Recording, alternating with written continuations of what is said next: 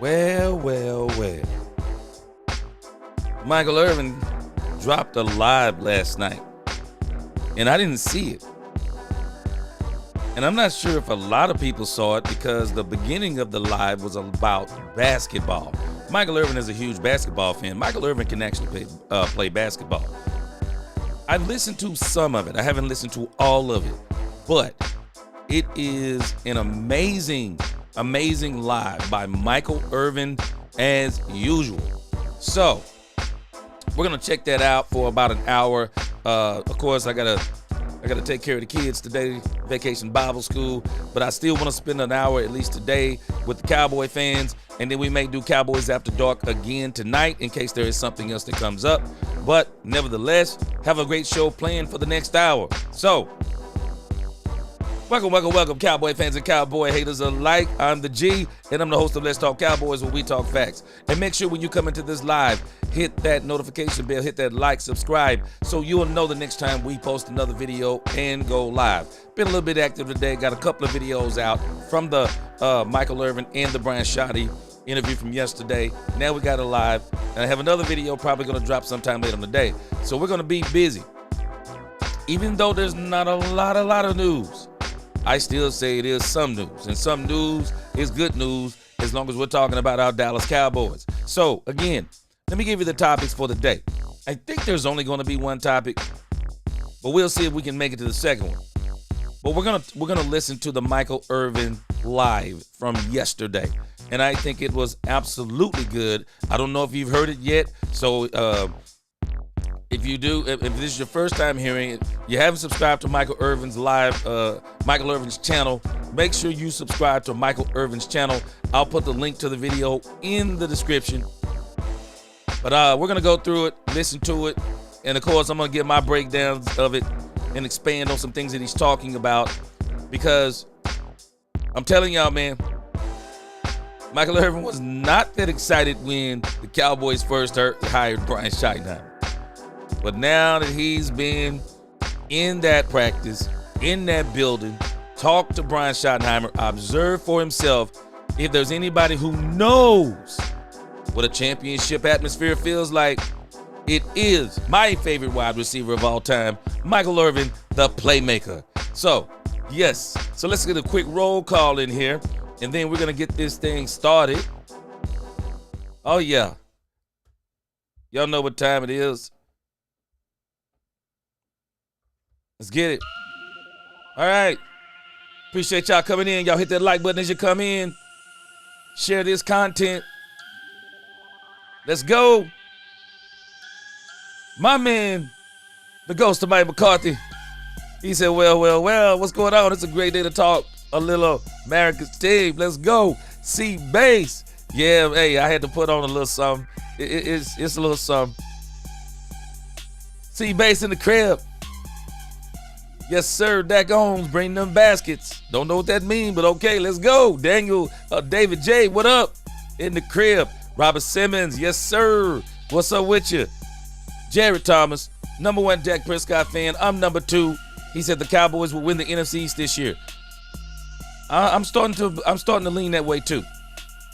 I'm making a bold prediction. I think Hurts and Dangles are getting a bit overrated due to feasting off of an injured Cowboys team with Cooper Rush. Yeah, I agree. Ratio, what up? In the crib, Eddie Lowe in here. Troy Dudley, yeah, Irvin's always good, man. Irvin is just as good as a content creator as he was on the field. For sure. Yeah. Yes, sir. Ratio said that. He said, G, finger red number one. Yes, sir. Mr. J, what up? In the grocery store, tuned in. Yes, sir. Appreciate you. Let's go. Victorious. I see what you did there. Victorious Secret 336. Yes, sir. He said when it's all said and done, more is usually said than actually done. Let's show improved Cowboys. I think they're on a mission, and I think this is what Michael Irvin is going to talk about. Let's go. Dak Owens, he says it's a reference to Marvin Sapp when he closed the doors on the church. I see you. Yes, sir. Yes, sir. Bring them baskets. I'm about to use that. Let's go. Mills 36 in the crib. Good to see you. He said happy for upcoming season. It hit rock bottom last season after 34-6 week 10 loss to the Birds. But I'm excited now. Yes, sir, and you ought to be. All right, let's go. I ain't got much time today, but I want to spend as much time as I can. Let's get it. All right. Boy, this Michael Irvin interview. I'm telling you, man, Michael Irvin is so excited about the Dallas Cowboys. Mills 36, Michael Irvin is feeling similar to you. I think last year was tough on so many Cowboys fans. And so many of y'all, you remember when you first came to this channel, some people thought I was a Philadelphia Eagle fan. I wasn't a Philadelphia Eagle fan, but I figured that the Philadelphia Eagle thing and the Washington Commanders thing was going to light a fire under the butt of the Joneses. And it seemed to light a fire because since then, they've hired Brian Schottenheimer, and it's like everything is starting to turn around. All we got to do now is get it on the field. And once we get it on the field, I think we're going to be happy with what we see. Again, I think we're going to see flashes, and then I think next year we're going to be I think we'll be a juggernaut in 2026. But I'm looking forward to 2025 because we're going to see exactly what happened. Anybody who watched the 90s Cowboys when Jimmy came on board, you started seeing the immediate change. Because the Cowboys were not winning, we got to be admitted, the Cowboys were not winning when Jerry bought the franchise.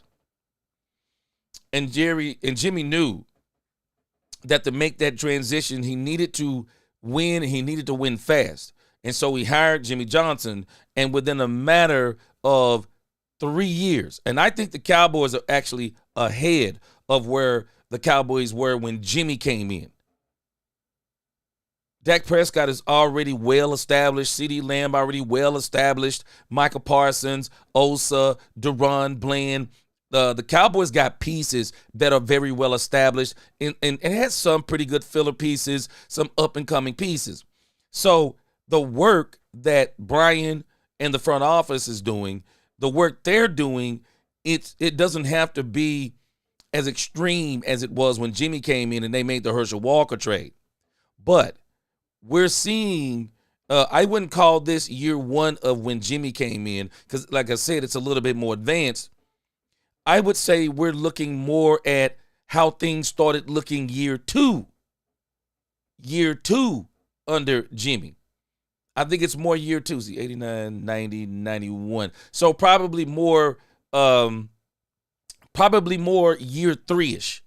We're probably about year three-ish of where Jimmy was. Because if I'm not mistaken, Jimmy won in year 4 and 5. It was a 5-year deal. Jimmy didn't get fired. He got let go after the 5th year. So we're probably at where Jimmy was year 3. Because now we got George Pickens. We got Tyler Booker. We got Donovan Ezeraku. So we are right at about where the Cowboys were year 3. And then when you look at the coaching staff that the Cowboys have and everything they're doing. So we're at about year 3. So we're going to see flashes this year, just like the Cowboys saw in year 3. And then year 4, explosion. So I'm excited about this season because I can see it happening similar for the Cowboys. We're going to have some highs this season. We may have a few lows this season. But I'm going to tell y'all something. Be patient. The Cowboys need those lows. The Cowboys are going to need some lows this season because we need to test this culture. We need to test it. We need to not only test it when it gets on the field during training camp. We need to test it. We need to see what this competitive atmosphere looks like. Because right now we're in OTAs. When we get up in training camp, get them pads on, and we're going to get the crack-a-lacking, and we're going to get to see what some people are really made of. We're going to get to see some people who may not make this team. And as we get closer to the season, we're going to really start streamlining. And then once we get streamlined, we're going to have some highs and we're going to have some lows on that football field this year. And this culture that we keep talking about, we're going to see what it's really about when we get to some of them lows. And if this culture is what we think it is, those lows won't actually be that low. Because we'll come right through those lows and we'll continue to triumph. And this is kind of what Michael Irvin, some of the things that Michael Irvin is talking about. So let's get down to the nitty gritty. Michael Irvin is going to, like I said, the first 16 minutes of this, he's talking about basketball, and then he gets into the football stuff. And boy, he gets right to the meat and potatoes. Let's go. All right, well, I'm gonna get YouTube Premium before it's over.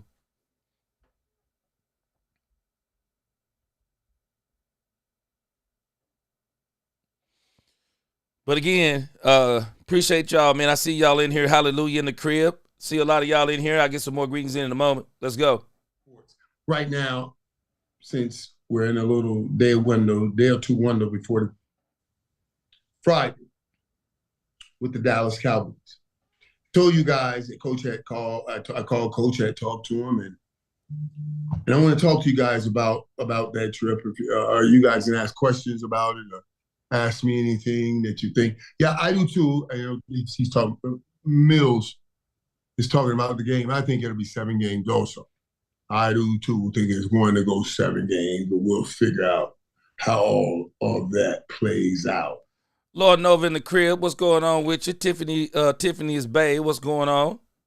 I believe I see you, Dana Jet, what's up? The 7-game series going down to the wire, and we'll have fun watching it, and that should help ratings. Let's see what happens with those ratings.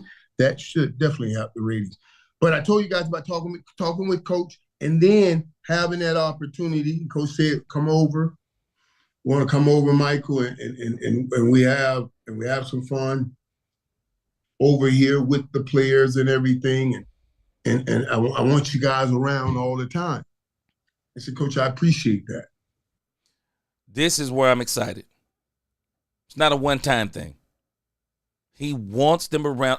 I'm telling you, I'm starting to wonder if Brian Schottenheimer is listening to some of my videos and not saying anything, because I said this same thing.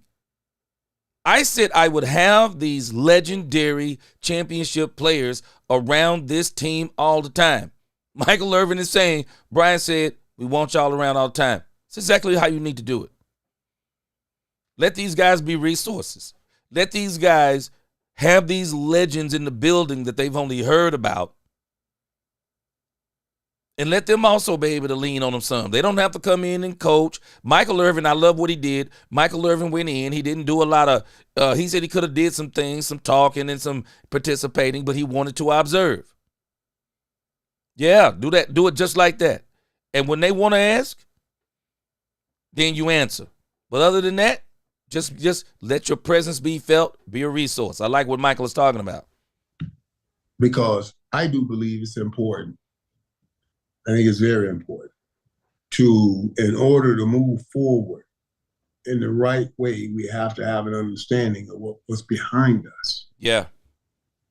And make sure we know the work that has gone in and what it took to accomplish that. This is why I like the idea when he asked, can you guys come over? And when he started talking to these players about the guys you're look around the room, and you see these guys built this. They built the opportunity that you are having right now. And I want you guys to be around this. I want you guys to glean. I want you guys to get as much from them as you can. So what is the distance between where you are and where they are? These guys have won championships, Super Bowls, Hall of Fame.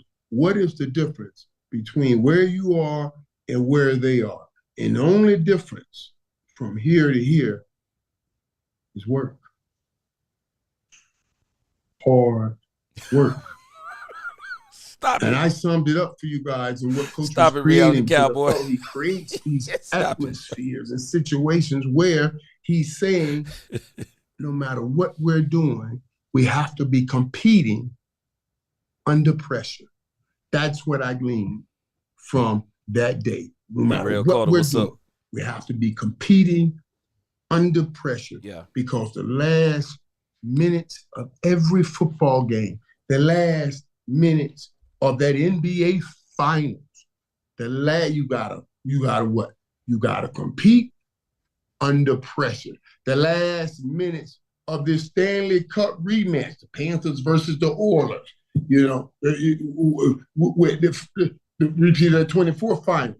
In the last few minutes, who's going to determine that game, last few minutes. Now, let's think about this thing about Michael Irvin talking about performance under pressure. The issue with the Cowboys, because of who they are, they're always having to perform under pressure. It's different when you're a Dallas Cowboy. Michael Irvin, of course, knows this. But when you're a Dallas Cowboy, it's always a performance under pressure.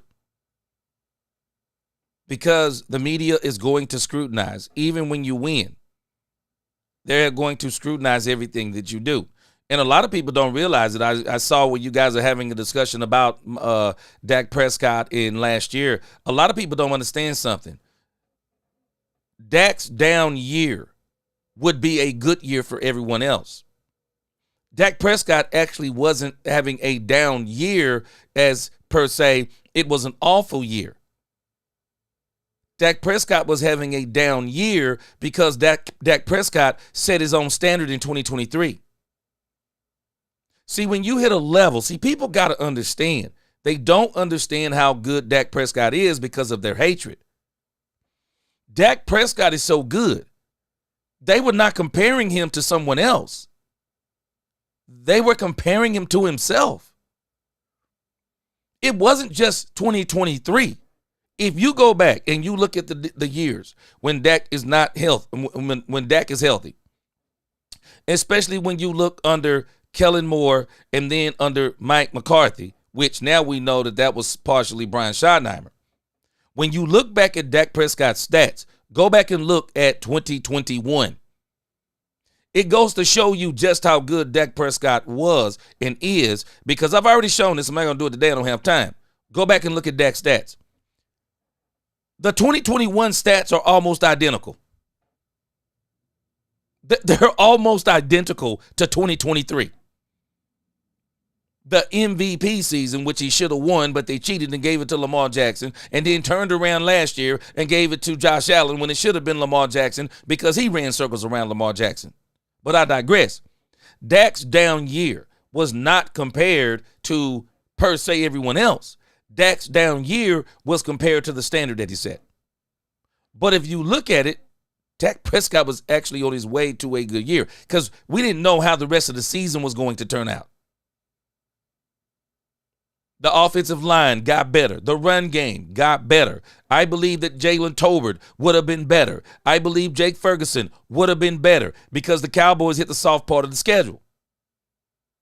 That's what helped out Cooper Rush.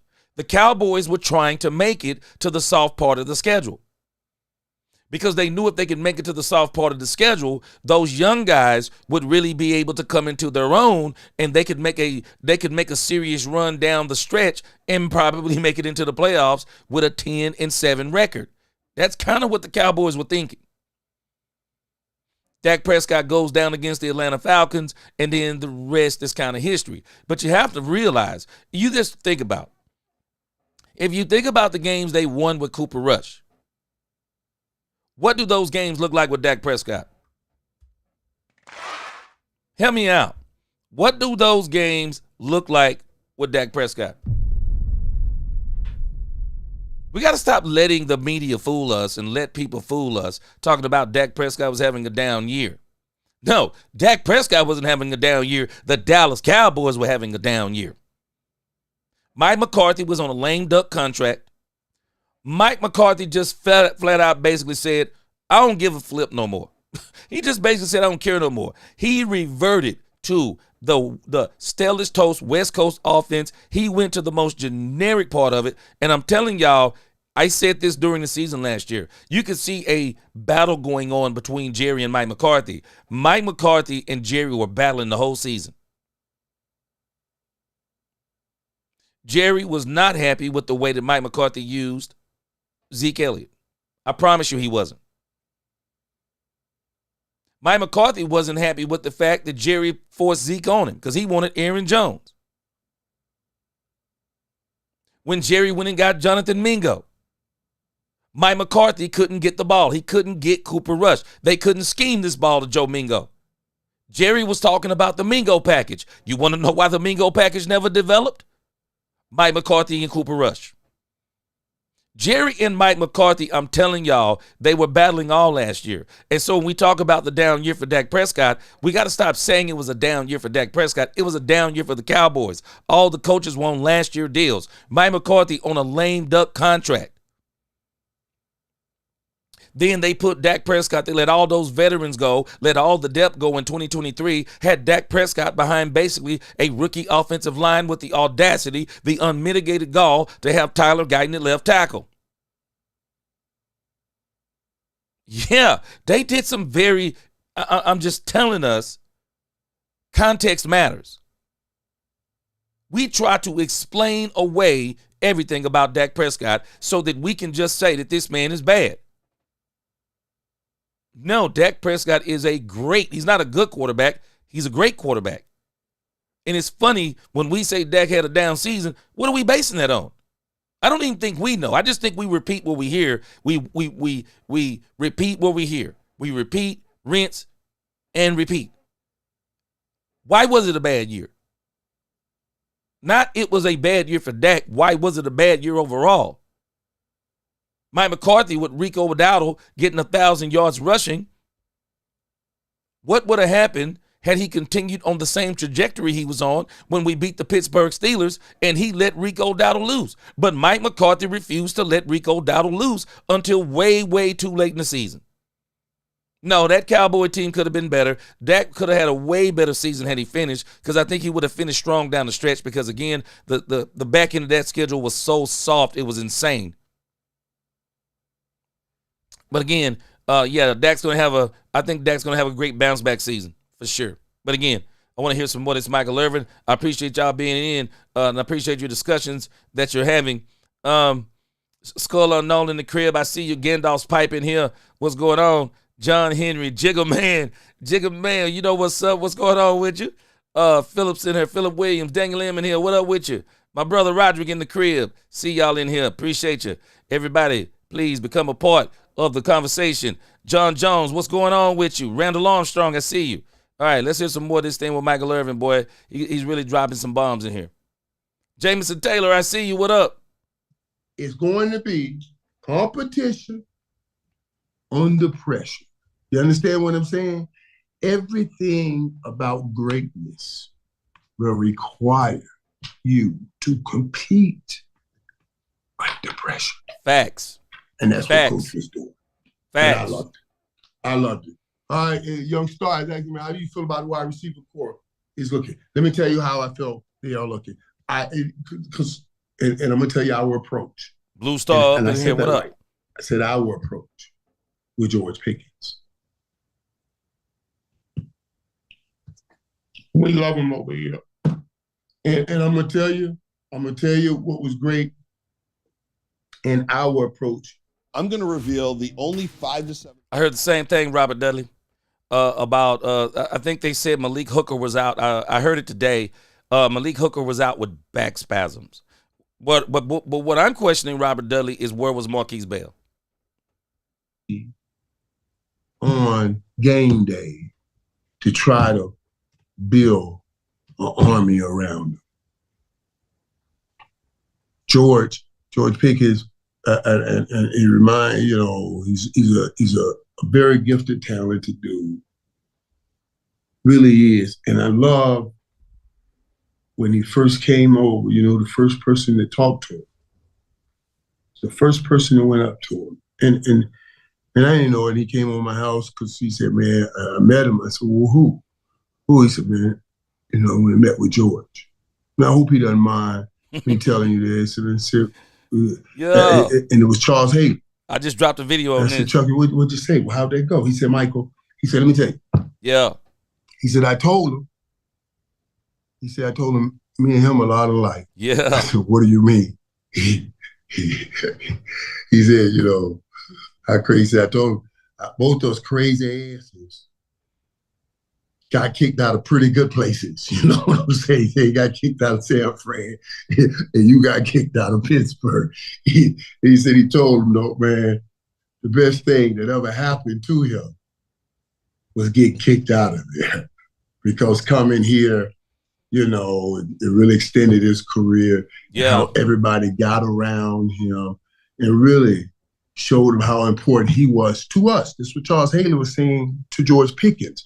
And I'm telling you, this is exactly what we're doing with George Pickens. Yeah. So we're not waiting for one game and then you don't get the pass and now you hot and mad and feel like everybody's against you.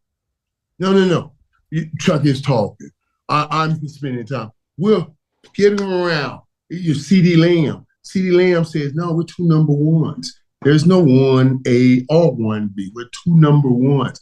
These things are so vital, so crucial because he is receiving it. Let me tell you, he told me he loves it already. So, man, I love it. I ain't never had a quarterback like this. I can't wait to get on the field. He said, man, Dak throwing them balls right there. And every time, dude, I'm telling you, Chip up. Every time Dak completed a pass to him or CD, they ran all the way to goal line. We on 25-yard line. He ran 75 yards. One time. Y'all prepare yourselves. I'm just telling you. It really looks like the Dak Prescott is about to have a monster season. I'm telling you, it really looks like Dak Prescott is about to have a monster season. If things continue on the trajectory, Dak Prescott stays healthy, they make sure this line is figured out because we still got questions with Tyler Guyton. I am just telling you, it looks like Dak Prescott is about to have a monster season. See, they're so busy continuing talking about Joe Milton and doing backflips and all this stuff. I'm just telling you, no hate on Joe Milton. I'm glad the Cowboys got Joe Milton, but I'm also understanding what he is. He's a developmental quarterback. He's a developmental quarterback. He needs a lot of work. Doesn't mean he doesn't have a great arm. And don't even let me call it a great arm. He has a rocket for an arm, but he doesn't have a great arm, and that's one of his problems. But they're not talking about Dak Prescott. And you do get like Matty Dubs talked about Dak Prescott. You know, I noticed Nick Harris talked about him a little bit yesterday, and of course he said it was an up and down day. But I noticed that, you know, they're not reporting these days where Dak is just absolutely out there killing it. Dak Prescott is shocking the Dallas media. See, they thought the story for this whole offseason was going to be Dak Prescott not being in training camp, Dak Prescott not being in OTAs, Dak Prescott not playing, Dak Prescott not ready until September, and Dak Prescott shocked everybody. Dak Prescott came with a preemptive strike, dropped the video of him out there running, throwing on the run. I mean, Dak Prescott was out there killing it, and everybody is kind of shocked. And again, this thing is starting to look crazy because there are some people out there with a conspiracy theory that Dak Prescott never was hurt in the beginning. No, actually, Dak Prescott, if you pay attention to these injuries that he's had, he's always healed what people call like extra fast. Yeah.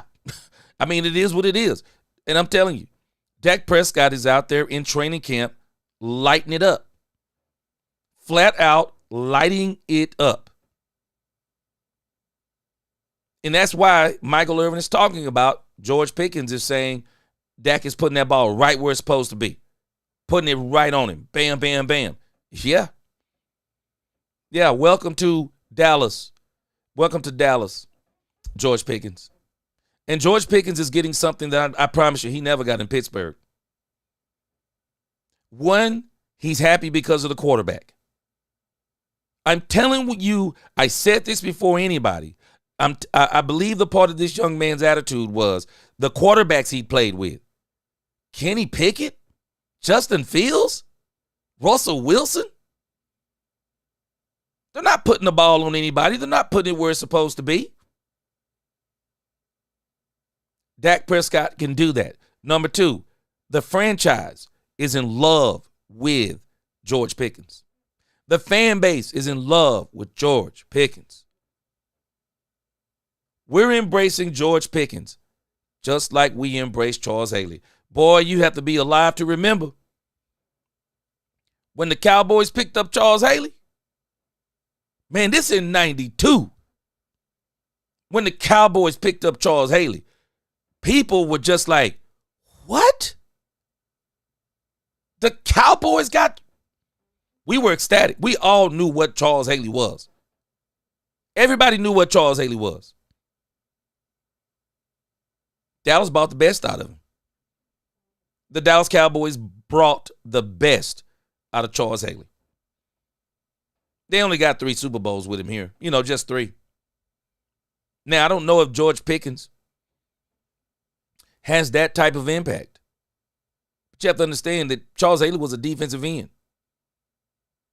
He didn't even get double-digit sacks in those 2 Super Bowl years. But it wasn't the issue of the double-digit sacks. The issue was they had to know where he was. He was a problem all the time on the field. He was a problem. Double teams. You had to know where he was. You had double teams, chips. Everything to stop this man. And not only that, he was a driving force.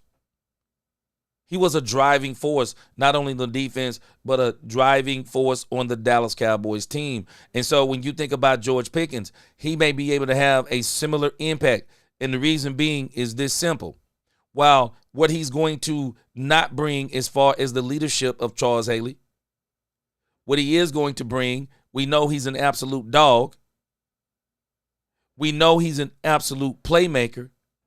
He gets his hands on the ball. And that's all you need to know. George Pickens is going to be able to make a huge impact on the Cowboys. When he gets his hands on the ball, I will not be surprised if this young man gets 3. I will not be surprised if this man gets easily 10 touchdowns this season. Dak Prescott will probably have 2. I would say there's going to be 2 1,000-yard receivers. That'll be CD and George Pickens. And I hate to tell you, I hate to be the bearer of, I don't know if you call it bad news, but I'm just telling you, y'all going to be shocked. I think George Pickens is, I think Jalen Tolbert is about to have a monster season. I don't think Mingo's going to beat out Jalen Tolbert. Jalen Tolbert is going to have a monster season. Book it.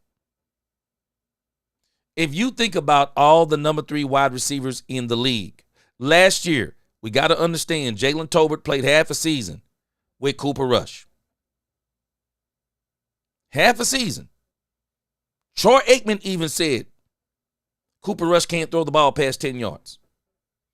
Any yards you were getting with Cooper Rush, they were going to be yards after the catch. That's the West Coast. Yeah, yards after the catch. You catch a quick 7-yard pass, a quick 5-yard pass. You do the rest. And then the quarterback gets all the stats on his stat line. I hate to tell you, but Jalen Tolbert's going to have a monster season. And they've already been talking about Jalen Tolbert in training camp. He's going to have a monster season. I'm just telling you. If Jalen Tolbert only did what he did last year, if he do that this season, do you not realize that those are monster numbers for a number 3 wide receiver?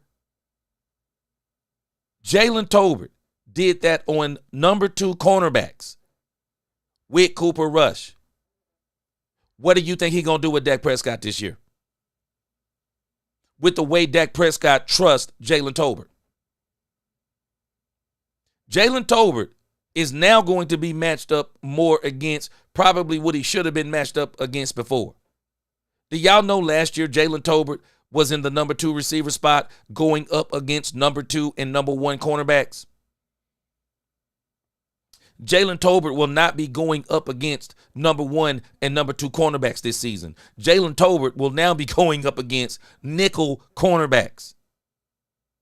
And I do believe Jalen is going to be able to beat some of them. Jalen Tolbert is going to have a monster season.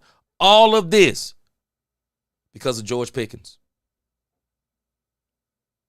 Jake Ferguson and Jalen Tolbert should both have monster seasons because of George Pickens. CeeDee Lamb gonna be CeeDee Lamb.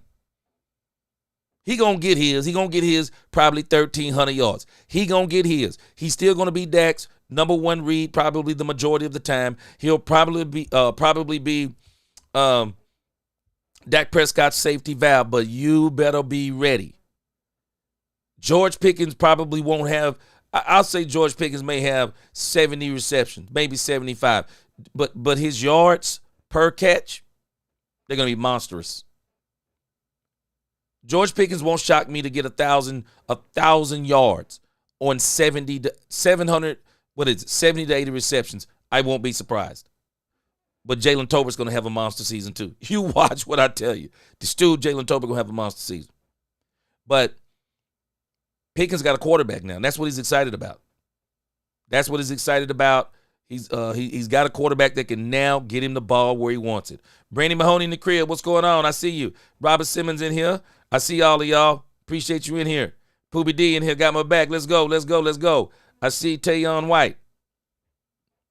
When Pickens caught a ball, Pickens caught a beautiful one hand at one time, and then sprint down the field. And then CD came all the way across the field, met him, gave him some high five. I was like, oh my God. It did remind me of Harp and I, because what we did, everything was competition. We raced off the line. We would look at each other. When he's saying set, when we're studying films, I said, Albert, I'm 2 yards in front of you. What are you doing, man? You too slow off the ball. Everything was about competing and having fun. And I see that, and they are. Now, do y'all remember the discussion we were having the other day? Tuck was on here. Hope he comes back so we can finish this discussion again. Do y'all remember what I said? And I was saying this same thing yesterday. Michael Irvin and Alvin Harper were competing not against each other in the manner of, I'm going to take your position. That is not what competition is always about. Creating a competitive atmosphere is not about creating an atmosphere of pecking order. I'm taking your job. You better not get hurt. That's not the point. That's not the point. The purpose of creating a competitive atmosphere is for everyone to get better. It's for everyone to be performing at peak level. For people to look at someone else like Michael Irvin is saying, Michael Irvin and Alvin Harper, there couldn't have been two better complementary wide receivers. And I say the same thing about CeeDee Lamb and George Pickens. There couldn't have been a better complementary receiver. We were talking about Amari Cooper coming in here. I'm glad we didn't do it. I was not for Amari Cooper. I wouldn't have been mad about it, but I wasn't for it. Why? Because him and CeeDee Lamb, they're a little too similar. People were crying about Keenan Allen coming in here. I wouldn't have cried if they did it, but I didn't think Keenan Allen would have been a great complimentary wide receiver to CeeDee Lamb. I don't think he'd have been a complimentary receiver. People have talked about all kinds of receivers that could have came in here and been a complimentary wide receiver to CeeDee Lamb. And I do think the complimentary wide receiver in the draft and I do think the Cowboys had him ahead of Tyler Booker, and that was Ted McMillan. Because he would have been a sort of complimentary wide receiver to CeeDee Lamb. But George Pickens is the best complimentary receiver that you can have to CeeDee Lamb. The same thing it was with Alvin Harper. Alvin Harper, Michael Irvin explained it. Alvin Harper was the go down the field wide receiver. I go down the field, throw it up, I go get it. Chunk yardage receiver, boundary receiver. That was Alvin Harper. Michael Irvin, he's the bang-bang receiver. Slant routes, slants into the safety, slants into the linebackers, slants, fake slants, running up the sideline. I mean, he was the inside the hash. Didn't mean he didn't get out there because he could do that too. But he was that yards after the catch, first down, chain mover, tough wide receiver, Michael Irvin. Alvin Harper, chunk yardage, boundary. George Pickens, same way. So when CeeDee Lamb and George Pickens are looking at each other, it's the same thing Michael Irvin is saying. They're not looking at each other like, yeah, man, we competing against each other. I'm going to take your job. No, that's not competition. No, I know we look at that as competition. No, your real competition is your opposition. We're in here. Let's all just perform at peak performance. Because there are players on your team. I've said this before and people don't like it. There are players on your team. No, there is no competition for them. No, there's no competition for them. There's no competition on this team in actuality for CeeDee Lamb if you're talking about taking the spot. There's no competition. There's no competition on this team for Dak Prescott. Joe Milton ain't close. But where he helps Dak Prescott as in competition, when Dak Prescott sees him make a good throw, Dak Prescott wants to have a good throw because iron sharpens iron. If he's going to do that good, then I want to make sure I'm doing that good. When everybody thinks like that, you get peak performance. Everybody's just trying to be their best. You get peak performance. And the pecking order, it'll be the pecking order. It'll fall where it's supposed to. I'm telling you, people don't understand what competition is. It's not about competing against each other. It's about competing with one another. And this is what Brian Schottenheimer is trying to do, to get this team to once and for all compete together under pressure as a team. That when we find ourselves in these pressure situations, it seems like everybody says Dak collapses in big games. No, everything around Dak typically collapses in big games. It doesn't mean that Dak hasn't failed in some games. But if you go back and check the context, it is not Dak Prescott who is primarily falling apart in these games or falling under, or he's being broken under pressure. No, look around him. Look around him. Brian Schottenheimer is trying to eliminate this. No. That's why I'm glad Brian isn't talking this nonsense about we only go as far as Dak Prescott take us and blah, blah, blah. No, he's being very careful not to do that. Team. We win as a team and we lose as a team. Are doing that. I think this is going to be a surprise year because everybody's going to think that the Cowboys are going to be a walkover. You heard people talking about the tough schedule. Yeah. And I'm going to tell you what I saw today, okay, after having a great camp and everything positive, everything going positive, what do you think is going to happen? Here comes that meeting. Well, Michael Parsons' deal is undone. Seeking new contract. We're talking about winning damn football games. Yeah. You guys are trying to stir up mess again so we can get back into that talking dollars. Yeah. And not wins. Not doing it. I hope we don't fall for this mess. Amen. I hope we don't fall for it. This is about building a culture, and early success is going to be very, very important. If you can get in, if the Cowboys get in and win game one with all of these new cultural changes that they have coming in. Yeah. And even if they don't win game one, if they can get close to that victory, game one, in Philly, it solidifies everything that they've been going through and everything that they've been telling themselves all off season long. That's why it's important. That's why it's important. That's exactly where I am. I said this when they first announced the schedule. There is no better game than the Philadelphia Eagles. There is no better game than the Philadelphia Eagles. You get to start your season with the Super Bowl champions in your division. It is the best game that they could have ever came up with for the Dallas Cowboys because it will be the measuring stick for the Cowboys for their whole season. It'll tell them exactly where they are. And I've already said it. A lot of people don't realize it. To me, the Cowboys can't lose that game. Because even if they lose that game, I don't think they lose. It'll tell them exactly what they need to work on. It'll tell them exactly where they are in the process of what they're trying to do. It'll be a great launching point. And if they lose a close game, because I think it's a possibility they may. Well, it's a possibility this could be all kinds of ways. But I'm thinking it's going to probably be a close game.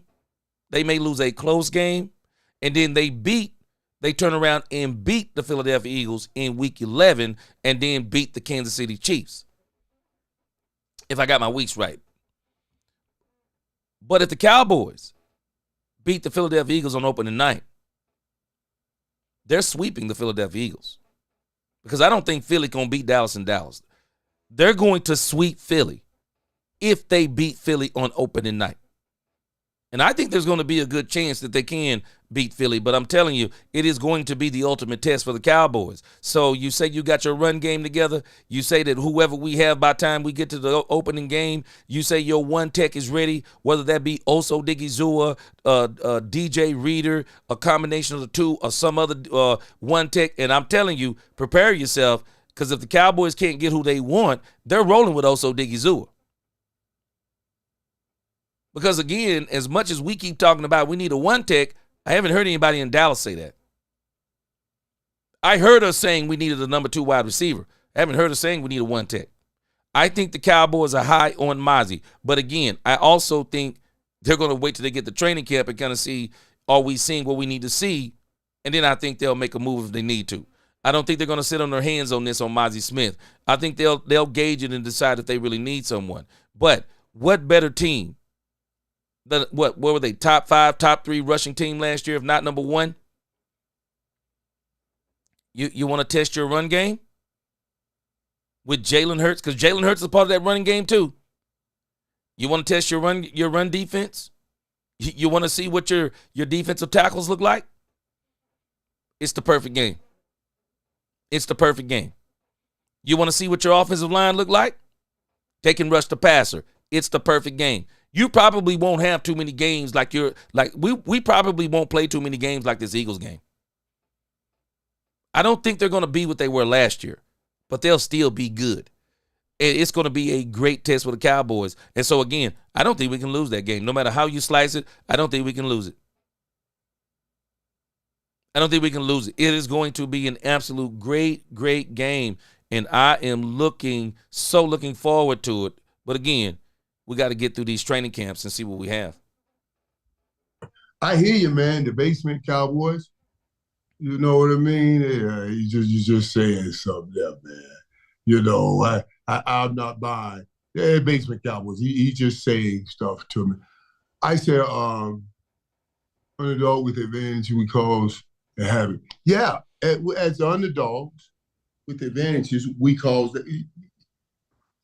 but you won't be underdogs. I mean, people will be saying what that you're underdogs because they don't know and they didn't see what I saw. But I'm gonna tell you something. That offensive line with the running game, I promise you,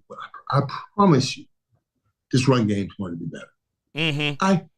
I'm not even at practice every day, but I know when I look at the offensive line, I hear what coach is saying and what he's planning on doing and how they plan on doing it.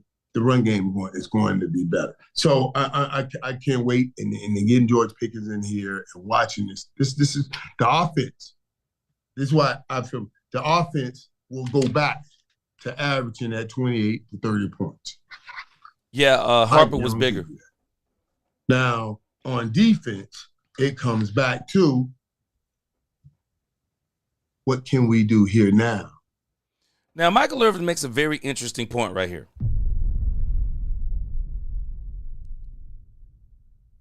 If the Cowboys can average 30 points, and not just against, and we don't, there's going to be no one's going to have an excuse this year. They're already saying the Cowboys have the hardest schedule in the league. I don't want to hear people backtracking when the Cowboys start beating some of these teams down. I also believe the Cowboys will get back to scoring somewhere around 28 or more. And I think something like 27, I think 27 on the low end. You're going to have to be able to score points on the Cowboys to beat them this year. I do believe, especially once they get closer and closer to midseason. You're going to have to be able to score points.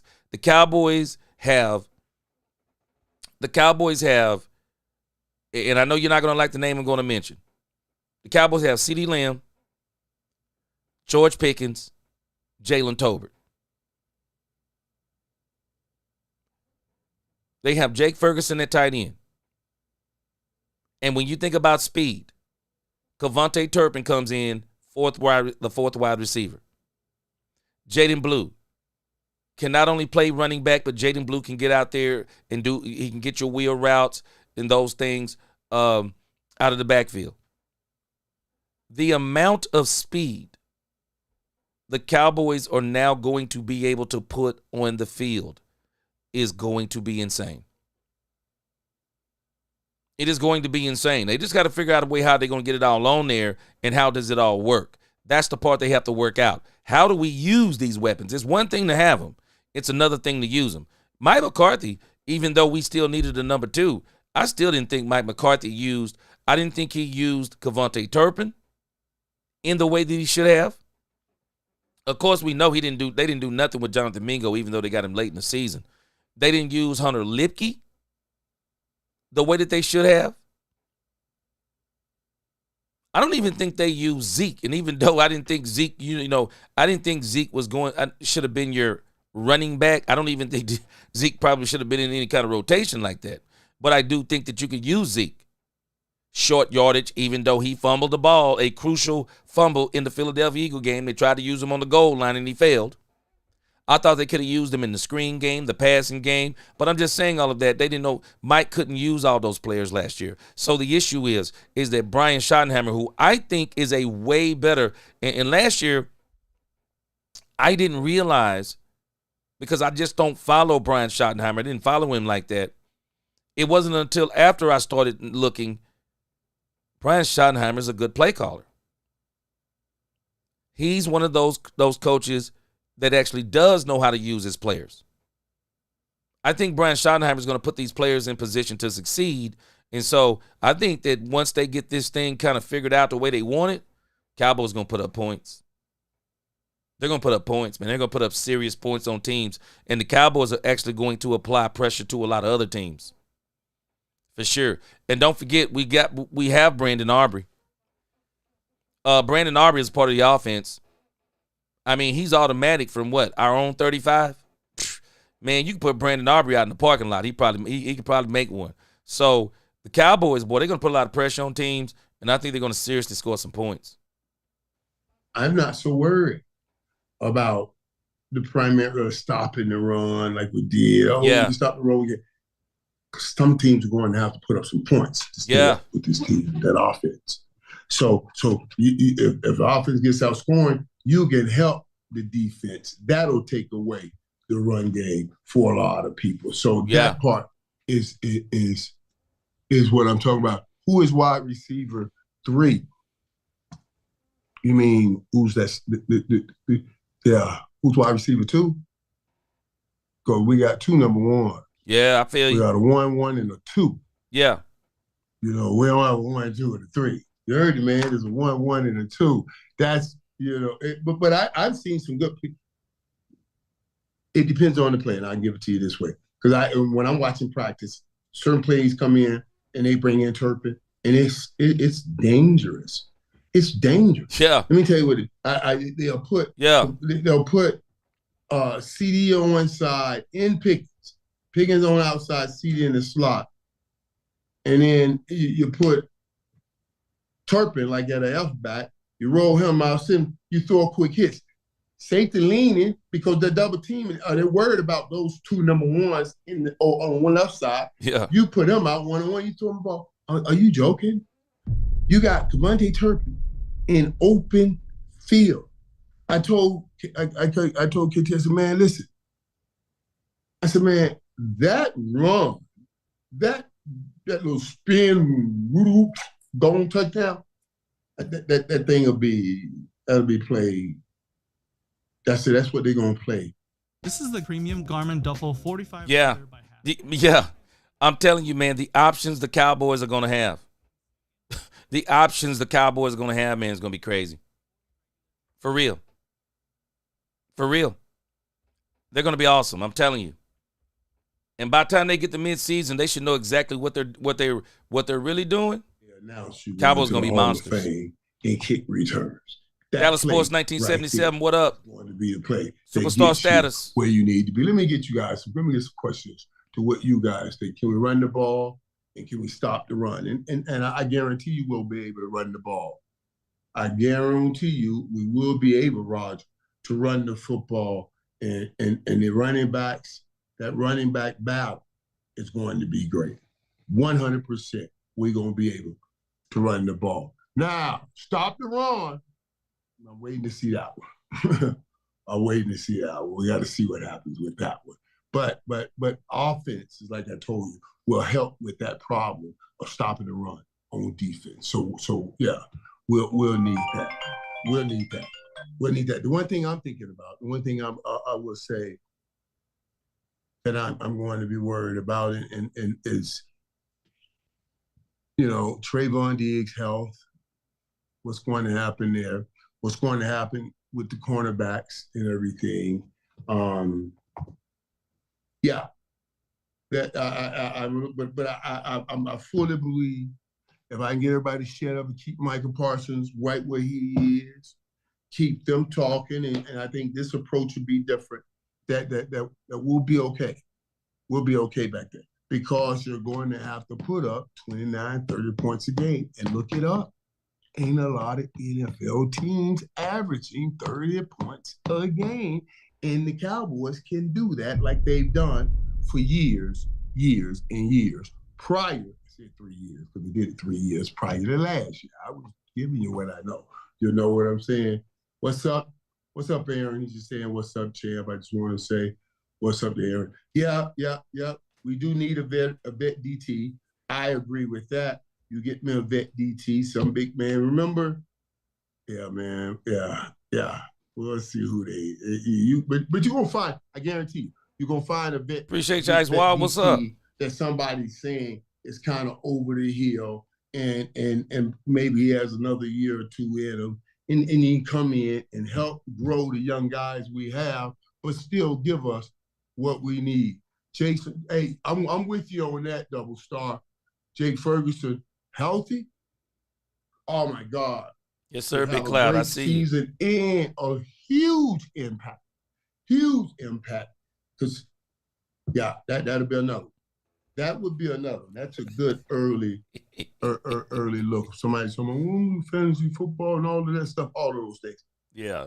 Ferguson's going to have a good season. I would say he's going to have a great season. I got a defense that's so nasty. It would change history. I swear someone needs to see. I think we needed it, 70 fans. Please help me get I think we needed it. Super Bowl. What do you mean? What do you got? It's Edgar saying, I got a defense that is so nasty it would change history. Come on, man. So are you trying to say you got you putting together a better defense than the guys we got, a better defense than the coaches we have here? Come on.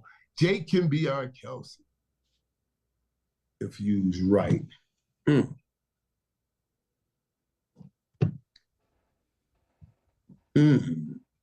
don't know. I wouldn't want Jake trying to be Kelsey. No, Jake just need to be Jake. You don't need to be Travis Kelce. Let me tell you why. He just need to be Jake. Travis Kelce and Patrick Mahomes have something different. Booby D, I see. Right? Those, what you see them doing, those are not plays they're drawing up in the board with the team. These are things that are happening only between Travis Kelce and Patrick Mahomes. Yeah. And Patrick Mahomes plays great late. He plays super early. When I say Blue Star, you're going to double your money on Thanksgiving. Early was Tom Brady. That means Tom Brady knows where he's throwing this football before the ball is snapped. So, Appreciate you, Quack. He's not going to outrun anybody. He's not going to buy time. So he's beating you with his mind. He's beating you shoulders up. He comes to the rock. He sees the formation. He's going to beat you with the system. He sets the right play. Bam! Soon as the ball snaps, he's getting out of there. He plays early. And he gets. All right, guys. I have to go take care of the kids. But we will be doing Cowboys After Dark again. We start that up about midnight. So if you're here tonight and you can stay up late, you'll be able to catch the rest of this tonight at midnight. We're going to come back and we're going to finish the Michael Irvin thing. We're going to look at the OTA news from 105.3 The Fan and any other news that may come down to sometime today before I get back home. So again, I appreciate y'all rocking with me. Y'all hit that like button, subscribe, hit that notification bell so you know the next time we post another video or go live. And we are going live tonight. Cowboys After Hours, 12 midnight tonight. We're going to finish this thing up with Michael Irvin. The playmaker is dropping absolute bombs. But again, y'all hit that like button. Don't forget that notification bell. Until the next time, let's talk Cowboys and we talk facts. Peace.